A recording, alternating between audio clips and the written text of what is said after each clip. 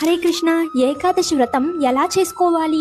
ఏకాదశి రోజున ఉదయాన్నే లేచి స్నానం చేసి ఈ రోజంతా కూడా వీలైనన్ని సార్లు హరినామం జపిస్తాను అని ఒక సంకల్పం తీసుకోండి.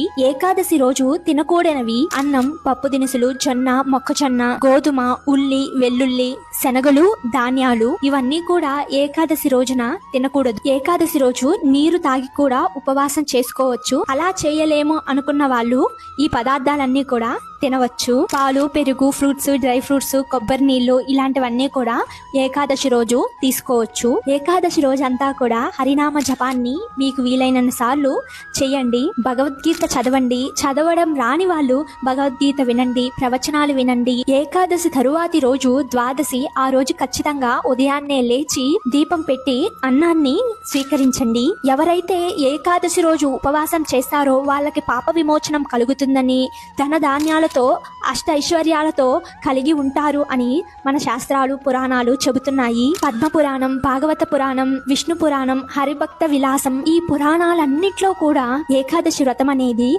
పవిత్రమైనది, విష్ణుమూర్తికి చాలా ప్రీతికరమైనది అని చెప్పడం జరిగింది. మీ అందరికీ అర్థమైందని అనుకుంటున్నాను. ఇంకేమైనా డౌట్స్ ఉంటే కమెంట్ చేయండి. హరే కృష్ణ.